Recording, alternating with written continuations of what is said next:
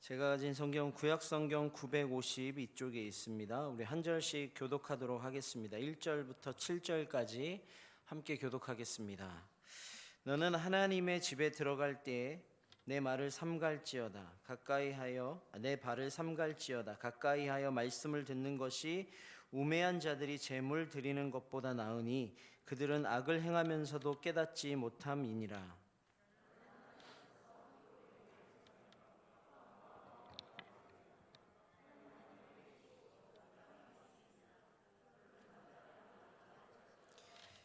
걱정이 많으면 꿈이 생기고 말이 많으면 우매한 자의 소리가 나타나느니라.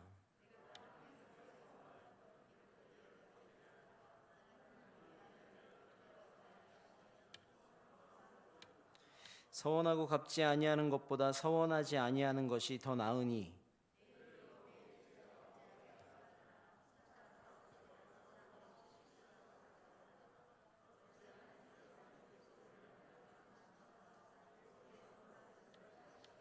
함께 읽습니다. 꿈이 많으면 헛된 일들이 많아지고 말이 많아도 그러하니 오직 너는 하나님을 경외할지니라. 아멘. 본문의 말씀을 중심으로 오직 너는 하나님을 경외할지니라, 오직 너는 하나님을 경외할지니라, 이런 제목으로 함께 은혜를 나누도록 하겠습니다. 저희 청년부에서 어제 그리고 그제 이틀 동안 저녁 집회를 가졌습니다. 이 전도서 말씀을 가지고 함께 살펴보았는데요.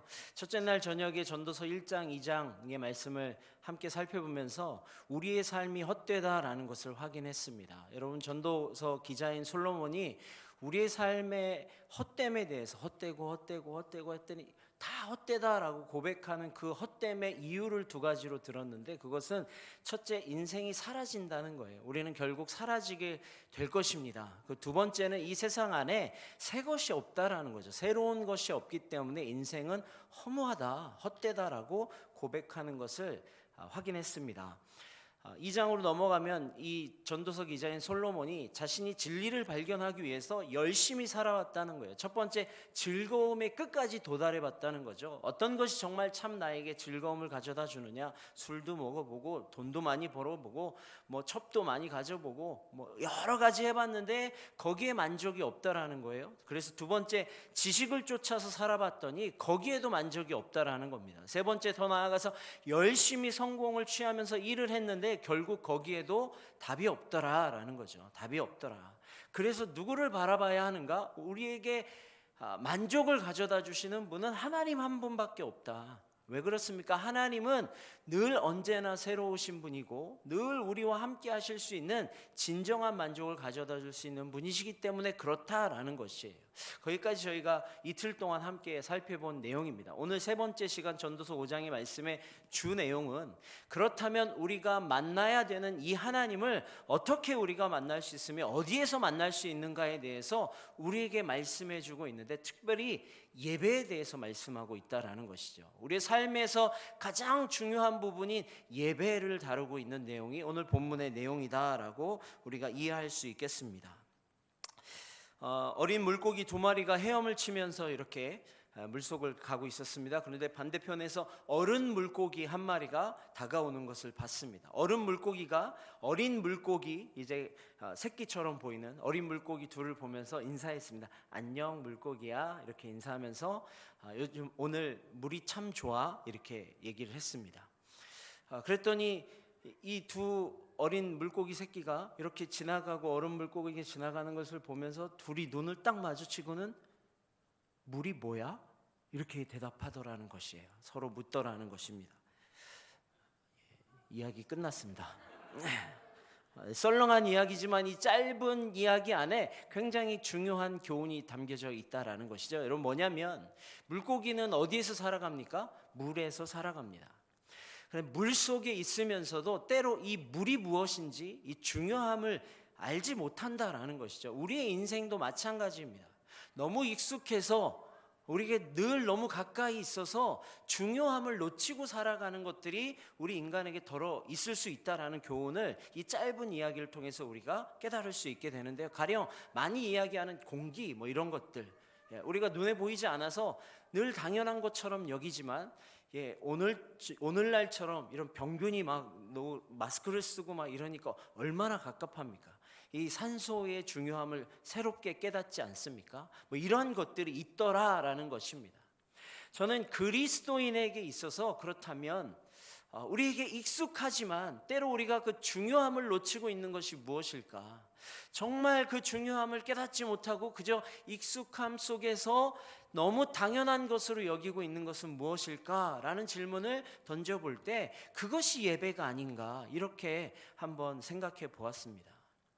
여러분, 우리 한국 사회에서 예배는 굉장히 많이 드려지고 있습니다. 이 코로나 위기로 인해서 여러 가지 제약을 받고 있지만 그럼에도 불구하고 교회마다 새벽 예배, 수요 예배, 오늘처럼 금요 예배, 주일 예배, 또 이렇게 예배를 잘 못 드리다 보니까 온라인에서 얼마나 많은 예배들이 이렇게 올라오는지 몰라요. 제가 몇 가지 예배를 찾아보니까 40일 특별 예배, 무슨 예배, 정말 많은 예배들이 오늘 이 땅에 드려지고 있더라라는 것입니다. 그런데 여러분, 우리가 하나님 앞에 이렇게 나와 예배 드릴 때마다 우리의 마음 가운데 이런 생각이 있을지 모르겠어요. 우리가 하나님 앞에 나아가 예배 드리면 하나님께서 반드시 기뻐하실 것이다, 우리가 드리는 예배를 참 즐거워하실 것이다 라는 생각으로 이 자리에 나오실 거라는 것이죠. 여러분, 그렇게 생각하십니까? 예. 근데 그건 우리 생각이고요. 중요한 건 무엇입니까? 하나님도 그렇게 생각하시느냐, 이게 문제 아닙니까? 하나님도 우리가 예배의 자리에 나올 때마다 우리의 예배를 기뻐 받으시느냐, 그렇지 않느냐, 그게 더 중요하다라는 것입니다.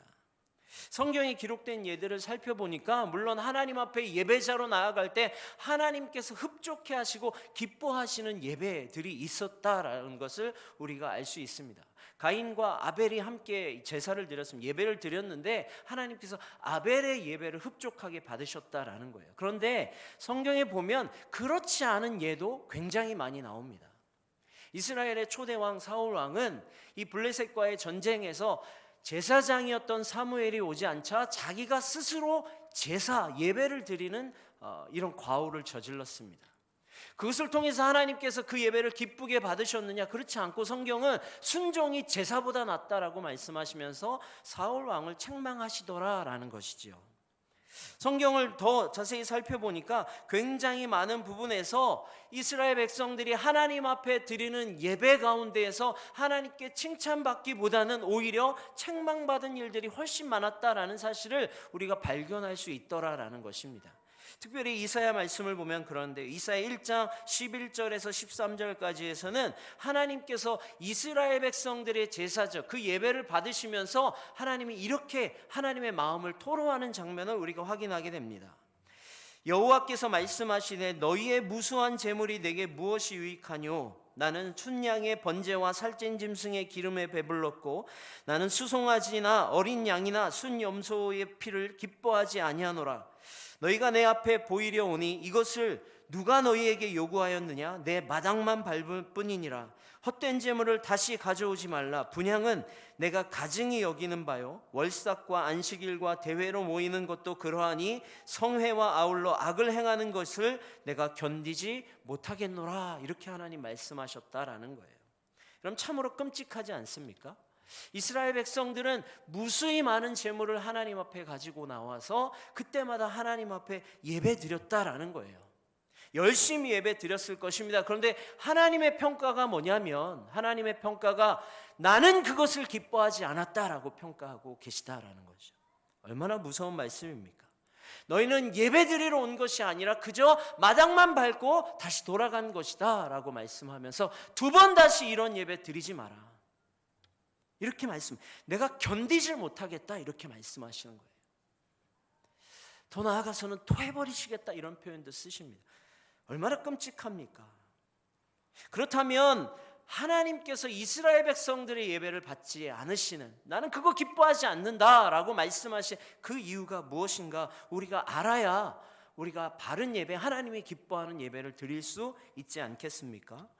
오늘 본문 말씀을 통해서 그것을 함께 확인해 보려고 합니다. 본문 1절 말씀 우리 같이 한번 읽도록 하겠습니다. 오늘 본문 전도서 5장 1절 말씀입니다. 같이 읽겠습니다. 시작. 너는 하나님의 집에 들어갈 때에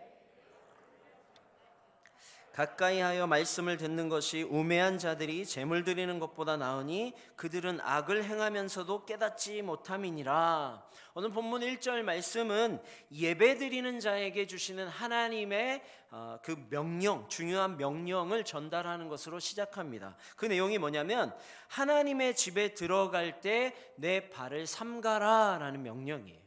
하나님의 집에 들어가는 것, 하나님의 전에 들어가는 것, 이것이 무엇입니까? 예배하러 나아가는 것이죠. 그때 우리가 주의하고 명심해야 할 것이 뭐냐면 발을 삼가라 이렇게 말씀하고 있다라는 거예요.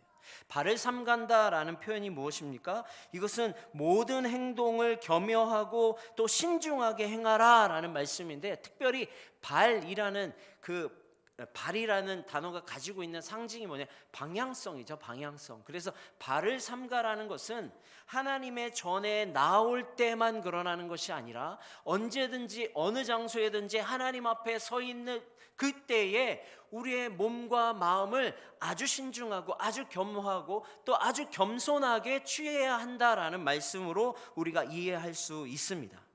그렇게 정결하게 한 다음에 하나님의 전에 나와서 해야 할 것이 뭐냐면 하나님의 말씀을 듣는 것입니다. 하나님의 말씀. 이어지는 말씀에 가까이 하여 말씀을 듣는 것이 이렇게 표현합니다. 그러니까 하나님께서 주시는 명령은 뭐냐면 예배자들이 다른 것 아니라 하나님 앞에 겸손한 마음, 겸허한 마음으로 하나님의 전에 나와서 다른 것이 아니라 하나님의 말씀을 들어라 라고 먼저 말씀하고 있다라는 것이죠. 이게 예배자에게 하나님이 원하시는 바다라는 것입니다. 여기서 하나님의 말씀을 듣다 이 표현이 무엇입니까? 우리가 신명기의 말씀에서 확인할 수 있는 것처럼 들으라 이렇게 이스라엘에 말씀하지 쉐마의 말씀입니다. 이것은 그냥 귀로 듣는다는 것이 아니에요. 하나님의 말씀은 귀로 듣는 것이 아니라 하나님의 말씀을 귀로 들을 뿐 아니라 그 말씀의 의미와 의도를 깨달아서 내 마음판에 새깁니다. 마음판에 새길 뿐 아니라 그 말씀이 말씀하시는 대로 내 삶 가운데 적용하여 순종하는 삶까지 나아가는 것, 그것이 진정한 하나님의 말씀을 듣는 거예요. 그러니까 하나님의 말씀을 진짜 듣는 사람들은 결국 어떻게 됩니까? 삶이 변할 수밖에 없다라는 거예요. 하나님 앞에 진짜 예배드리는 사람들은 삶이 변하지 않으면 안 된다라는 말씀으로도 우리가 이해할 수 있다라는 것입니다. 근데 1절을 가만히 보니까 그렇게 예배하는 자들 말고 다른 사람들을 지금 또 소개하고 있습니다. 오늘 1절 말씀에 우매한 자들 이렇게 표현되는 사람인데요, 이 사람들의 특징이 뭐냐면 그 사람들은 하나님의 전에 나와서 단지 제물만 드리고 간다라는 거예요. 제물만 드리고. 앞서 이사야의 말씀에서 우리가 확인한 것처럼 마당만 밟고 돌아가는 자들이 있더라라는 것입니다. 전도서 기자도 지금 그것을 말하고 있는 거예요. 여러분, 전도서를 누가 기록했습니까? 솔로몬이 기록했잖아요. 그 지혜로운 사람이 말하기를 예배드리러 나와서 제물만 드리고 돌아가는 사람이 있더라라는 것입니다. 여러분, 한번 생각해 보십시오. 당시의 제사는, 예배는 지금처럼 나와서 말씀 듣고 돌아가는 것을 끝나지 않았습니다. 그들이 예배 자료로 나올 때는 제물을 항상 가지고 나오잖아요. 제물, 동물, 살아있는 동물을 가지고 나옵니다. 그리고 이 살아있는 동물을 자기 스스로 죽여서 그 동물에게 죄를 전가시키죠. 그러면 자기가 가지고 있던 죄가 이 동물에게 전가되면서 자신의 죄의 문제가 해결되고 하나님 앞에서 하나님과 자신 사이에 그 관계가 회복되어지는 것을 경험하는, 그것이 당시 구약시대 이스라엘 백성들이 드렸던 제사, 예배의 방법이었습니다.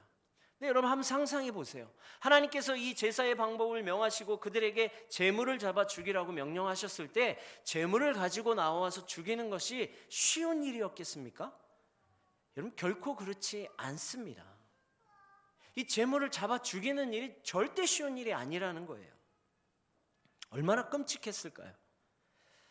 내가 동물을 가지고 왔어요. 그래서 내 죄를 얘한테 대신 전가시키기 위해서 내 손으로 얘를 잡아야 돼요. 각을 떠야 되는 거예요.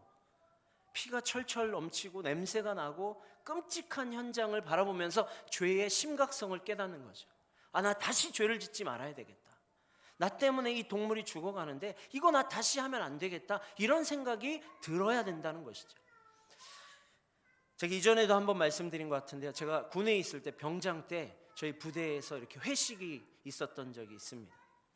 전 부대원이 함께 회식하는데 저희 행보관 되셨던 원사님께서 살아있는 돼지 한 마리를 가지고 오셨습니다. 그리고 저와 제 후임에게 이거 잡아라, 회식하게, 이렇게 말씀하셨습니다. 저는 그때까지 닭 한 마리도 잡아본 경험이 없었습니다. 그럴 경험이 별로 없죠. 서울에서 계속 자라면서. 근데 돼지 한 마리를 가지고 와서 이걸 잡으라는 게 눈앞이 깜깜하더라고요. 근데 다행인지 어쩐지 제 후임이 전라도에 이렇게 촌에서 살던 후임이었는데 자기가 그 경험이 있다는 거예요. 그래서 저보고 돼지를 잘 잡고 있으면 자기가 해머를 가지고 이 이마 정중앙을 딱 때리면 돼지가 삑 하고 기절을 한다는 거예요. 그러면 그때 이제 잡으면 괜찮습니다. 이렇게 잡으면 됩니다. 이렇게 얘기를 합니다. 그래서 저희 둘이 돼지가 묶여 있으니까 넘어뜨리고 제가 돼지 위에 엎드려서 돼지를 꽉 잡았습니다. 그리고 그 후임이 해머를 들고 이제 이마를 치기 시작했어요. 정말 잘 때려야 되는데, 한 방에 기절해야 되는데 딱 쳤는데 이마 옆에쯤 맞은 것 같아요. 깜짝 놀랐습니다. 돼지 멱다는 소리, 이런 얘기 많이 하잖아요. 제가 돼지 멱다는 소리를 처음 들었습니다. 돼지가요, 발버둥을 치면서 막 제 몸을 막 이겨내고 소리를 꽥꽥, 어떤 소리인지 아시죠? 막 이러는데 정신을 못 차리겠는 거예요. 저도 20대, 저희 후임도 20대, 뭐 한참 힘이 있을 나이인데 꼼짝을 못 하겠어요. 꼼짝. 제가 그걸 경험하면서 와, 이 동물 한 마리 잡는 게 결코 쉬운 일이 아니구나 라는 것을 체험할 수 있었습니다. 여러분, 당시 이스라엘 백성들의 제사가 그런 제사였다라는 거예요. 얼마나 가진 정성과 얼마나 애를 써서 드리는 제사였겠습니까? 그런데 그들이 지금 뭐 하고 있습니까? 와서 뻘짓거리만 하고 돌아갔다라는 거예요. 그렇게 재물만 받고 재물만 잡고 그냥 갔다라고 하나님이 말씀하시는 거예요. 원래 제사의 목적이 뭡니까, 여러분? 재물 드리는 것이 여러분 제사의 목적입니까? 그거 아니라는 거죠. 그냥 내 죄에 있는 거, 마음의 부담을 덜기 위해서 야, 네가 대신 져라 하고 이 동물 죽이는 게 제사의 목적입니까? 그거 아니라는 거예요. 진짜 제사의 목적은 무엇입니까? 하나님과의 관계 회복이죠. 내 죄를 전가시키면서 내가 다시 한번 하나님 앞에 나아가고 하나님과의 무너졌던 관계를 회복하는 것, 그게 예배, 그게 제사의 진정한 목적이라는 것입니다. 그런데 이스라엘 백성들이 그 어렵고 잔인한 제사를 드리면서도 하나님과의 관계 회복에는 전혀 신경을 쓰지 않고 재물 잡는 데 정신이 팔렸다라는 거예요. 행위만 드리는 거예요. 행위만. 의식만 남아있는 제사, 그런 예배 드리고 있더라라는 것입니다. 오늘 전도서 기자는요, 이런 사람들을 어리석은 자들이라고 평할 뿐 아니라 그들의 행동에 대해서 1절 하반절에 보니까 그것을 악하다 이렇게 표현하고 있습니다. 악하다. 1절 하반절 보면 그들은 악을 행하면서도 깨닫지 못한다라고 말씀하고 있다라는 것이죠. 여러분, 왜 형식만 남은 그런 예배, 그런 제사, 행위만 남은 예배, 이것이 왜 악한 예배가 되는 것입니까? 여러분, 결국 보면 행위만 남고 어떤 의식만 남아있는 그런 예배는요, 하나님을 기만하는 예배가 된다라는 거예요. 원래 예배를 통해서 하나님이 원하시는 것은 하나님을 우리가 바라보면서 그분을 예배하고 그분을 높이고 그분과의 관계를 회복하는 데 초점이 맞춰지는 것이죠. 그런데 그 하나님은 온데간데 없이 사라지고 만 거예요.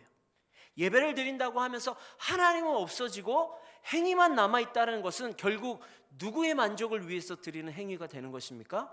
자기 만족이라는 거예요. 자기 만족. 나 이거 한다, 나 이거 잡는다. 자기 만족으로, 자기 위안으로 그런 일들을 행하면서 마치 내가 하나님을 위하는 것처럼 그런 거짓을 보이고 있다라는 것이죠. 그렇기 때문에 여러분, 그것이 악하다라고 전도서 기자는 평가하고 있습니다. 때문에 예배에 있어서 가장 중요한 것이 무엇입니까? 그것은 누구를 예배하느냐, 이것이 제일 중요합니다. 여러분, 우리 하나님은요, 예배 받으시기에 합당하신 하나님이심을 믿으시기 바랍니다. 우리 하나님은요, 예배 받으시기에 합당하신 하나님이세요. 때문에 저와 여러분이 하나님을 예배하러 나왔다면 다른 어떤 것이 아니라 오직 하나님께만 집중할 수 있어야 한다라는 것입니다. 앞서 살펴본 것처럼 발을 삼가고 그분의 말씀에 귀를 기울이는 것, 그것이 바로 하나님을 경배하고 그분만을 높이는 우리의 자세가 되어야 한다라는 것이죠. 그런데 우리의 모습을 봐도 우리가 너무나도 많은 경우에 하나님 없는 예배를 드리는 경우가 너무 많다라는 것입니다. 예배의 주인 대신 하나님은 없는 것 같아요. 그저 종교 행위만 남아있는 예배, 내 위로만 남아있는 예배, 내 만족만 남아있는 예배를 우리가 드리지 않는가라는 것입니다. 사람들이 볼 때는 어떻습니까? 꽤나 괜찮은 예배를 드리고 있는 것 같아요. 와, 저 열심히 드린다. 당시 이스라엘 백성들이 제물을 뜨고 하나님 앞에 이렇게 형식대로 드리는 것을 옆에 사람이 봤다면 와, 열심히 예배 드렸다 이렇게 평가할 거예요. 아, 제대로 열심히 드렸군. 오늘날도 우리가 그렇지 않습니까? 하나님 앞에 이렇게 특별히 금요일날 이 밤에 나와서 하나님 앞에 예배를 드리는 걸 보면 어떤 사람들이 뭐라고 평가하면 와, 그래도 신앙 있는 사람이야, 그래도 하나님 앞에 잘 예배 드리는 사람이야, 이렇게 말하지 않겠습니까? 그런데 하나님은요, 그런 행위를 보시지 않습니다. 저와 여러분의 중심을 보신다라는 거예요. 하나님은 우리의 마음의 동기를 보시는 하나님이시라는 거예요. 왜 이 자리에 나와 있는지, 이 자리에 나와서 무엇 하려는지 하나님은 다 알고 계신다라는 것입니다. 때문에 하나님이 빠져버린 예배는 자기 만족받게 되지 않는 거예요. 그것은 신앙이 아닙니다. 종교 행위예요. 예배 드린다라고 말하면서도, 우리가 하나님을 예배한다라고 말하면서도 결국 그것은 나를 예배하는 것과 다르지 않다라는 것입니다. 사랑하는 성도님 여러분, 우리 하나님만 온전히 예배드리는 저와 여러분 되시길 주의 이름으로 축복합니다. 이어지는 2절로 6절 말씀에 보면 그 하나님을 예배하기 위한 구체적이고 실체적인 제안들을 몇 가지 우리에게 솔로몬이 제안하고 있는 것을 확인하게 됩니다. 2절 보면 이렇게 말씀합니다. 우리 먼저 2절 말씀 함께 읽을까요? 시작. 너는 하나님 앞에서 함부로 입을 열지 말며 하나님은 하늘에 계시고 너는 땅에 있음이니라. 그런즉 마땅히 말을 적게 할 것이라. 솔로몬이 참된 예배자가 되기 위해서 우리가 구체적으로 지켜야 할 실천상 첫 번째 것으로 언급하는 것은 말을 많이 하지 말라는 거예요. 입을 조심하라는 것입니다. 예배자는 함부로 입을 열지 말고 급한 마음으로 말하지 말고 마땅히 말할 것을 적게 하라라는 거예요. 말 조심해라 이런 것입니다. 전체 문맥 속에서 이해해보면 경솔하게 하나님 앞에 기도하지 말라는 말씀입니다. 그저 말 수다쟁이가 되지 마라 이런 것이 아니라 하나님 앞에 나와 기도할 때에 경솔하게 함부로 말하지 말아라 라는 것입니다. 이 말은 우리의 말이 사람의 마음을 반영하고 있기 때문에 그렇습니다. 때로 우리가 마음에 막 드는 대로 막 생각 없이 주저주저 그냥 막 뱉어놓을 때가 있더라라는 것이죠. 그것 신중해야 하고 조심해야 한다라고 우리에게 말씀합니다. 나아가 4절에서 6절에는요 서원에 관해서 우리에게 말씀하고 있는데요, 4절로 6절에 보면 이렇게 말씀합니다. 내가 하나님께 서원하였거든 갚기를 더디게 하지 말라. 하나님은 우매한 자들을 기뻐하지 아니하시나니 서원한 것을 갚으라. 서원하고 갚지 아니하는 것보다 서원하지 아니하는 것이 더 나으니 내 입으로 내 육체가 범죄하게 하지 말라. 천사 앞에서 내가 서원한 것이 실수라고 말하지 말라. 어찌 하나님께서 내 목소리로 말미암아 진노하사 내 손으로 한 것을 멸하시게 하랴. 전부 서원에 관한 내용입니다. 여러분, 서원이 무엇입니까? 하나님 앞에서 하는 맹세고 하나님 앞에서 하나님께 드리는 약속이 서원이잖아요. 근데 서원할 때에 함부로 하지 말라라는 거예요. 함부로 하지 말아라. 그 서원한 것이 있다면 그 서원을 갚기로, 서원을 지키는 것에 주저하지 말라라는 거예요. 네가 서원한 거 있으면 빨리 지켜라라는 것이죠. 그리고 반대로 내가 지킬 수 없다면 서원하지 말아라 이렇게 말씀하고 있습니다. 서원하지 말아라. 이것이 두 번째로 우리에게 주시는 교훈입니다. 이것은 흐지부지하게 하나님과의 약속을 그렇게 다루지 말라라는 것이에요. 여러분, 많은 성도님들, 저도 그럴 때가 있고요, 이렇게 하나님 앞에 기도할 때가 종종 있잖아요. 하나님, 이번만 이 문제만 해결해 주시면 제가 이렇게 하겠습니다. 이번만 살려주시면 하나님 제 삶을 드리겠습니다. 하나님, 이 문제만 해결해 주시면 제가 뭐 어떻게 하겠습니다. 이런 기도 하나님 앞에 드리는 것 있는데, 만약에 그렇게 기도한 거 있다면 그거 갚으라는 거예요. 아니면 그렇게 갚지 못할 것이면 그런 기도 하지 말라라고 구체적인 실천사항으로 주고 있다라는 것입니다.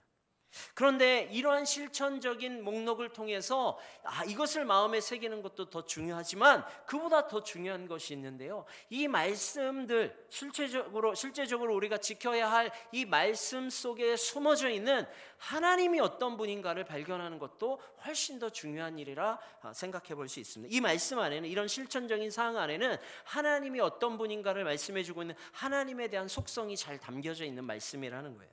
첫 번째, 무엇이냐면 하나님의 전지성이죠. 하나님의 전지성. 하나님은 다 알고 계시다라는 거예요.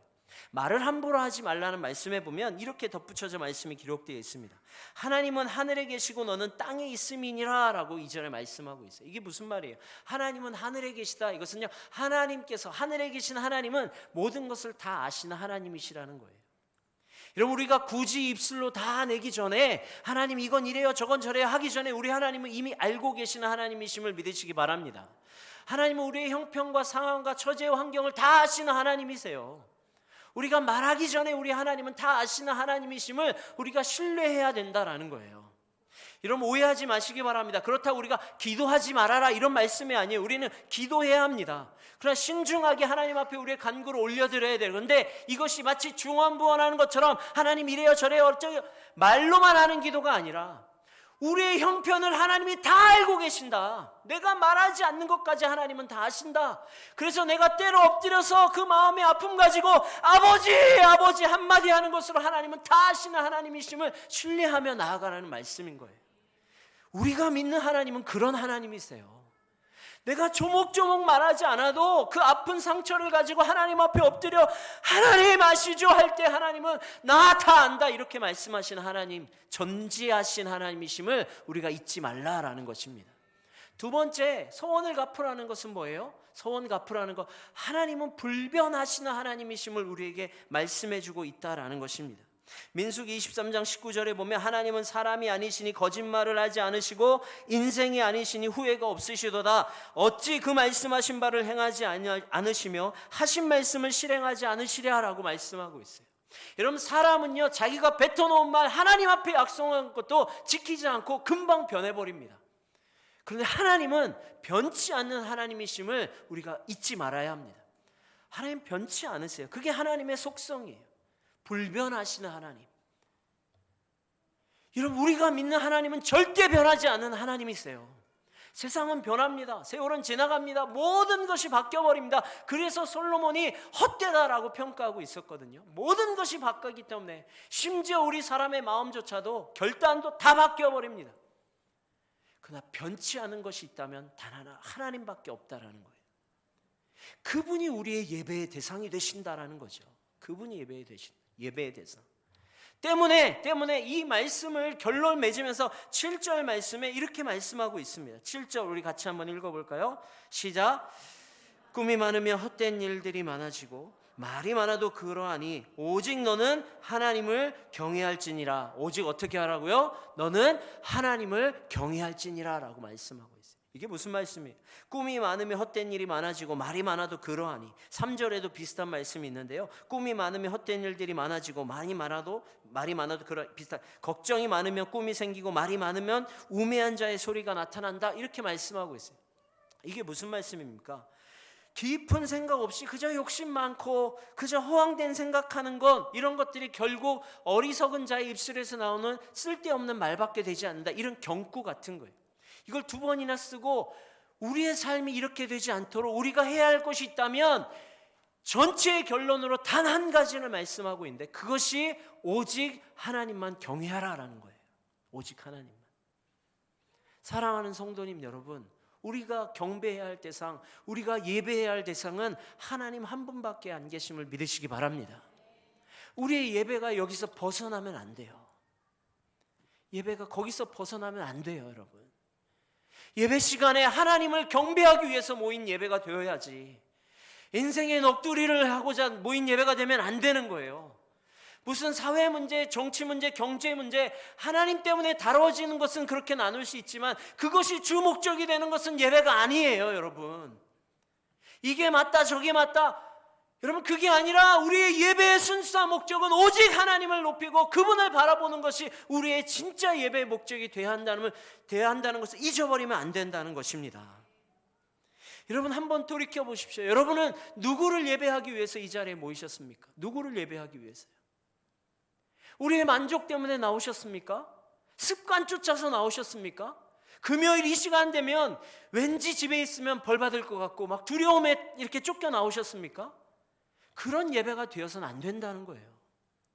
전지하신 하나님, 우리의 형편을 다 아시는 하나님, 세상이 다 바뀔지라도 변치 않으신 그 하나님, 그 살아계신 한 분 하나님만 높여드리려고 우리가 만사를 제쳐놓고 나오는 것, 그게 예배라는 거예요. 그게 예배. 우리가 그 예배에 사로잡혀 있고 그 예배에 목숨 걸 때 우리는 허무한 인생이 아니라 가치 있는 인생이 될 수 있다는 것이 이 전도서 기자의 말씀입니다. 하나님의 말씀인 거예요. 말씀을 읽겠습니다. 사랑하는 성도님 여러분, 오늘부터 우리가 드려지는 예배의 목적이 분명하게 서야 돼요. 하나님을 경외함, 하나님을 경외함. 거기에 다른 목적 덧붙이지 마세요.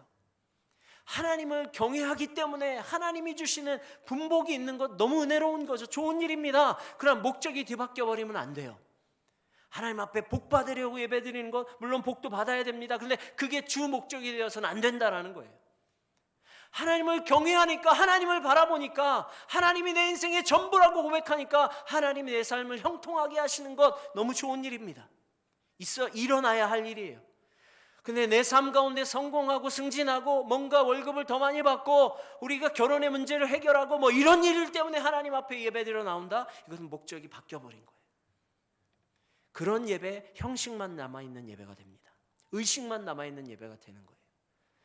우리는 순수하게 철저하게 하나님만 예배해야 돼요. 하나님만. 오늘 이 밤 우리가 기도하면서 누구를 진짜 예배하고 있는지, 난 지금까지 누구를 예배했는지 돌이켜보셨으면 좋겠어요. 그리고 거기에 조금이라도 0.1% 아주 조금이라도 다른 불순물이 껴있다면 여러분 이 시간 하나님 앞에 올려드리세요. 하나님, 저는 하나님만 예배하기를 원합니다. 오직 내가 해야 할 것, 오직 한 분 하나님만 경외하는 것, 하나님만 예배하는 것입니다 라고 고백하시고 그렇게 기도하시는 저와 여러분 되시기를 주의 이름으로 축복합니다.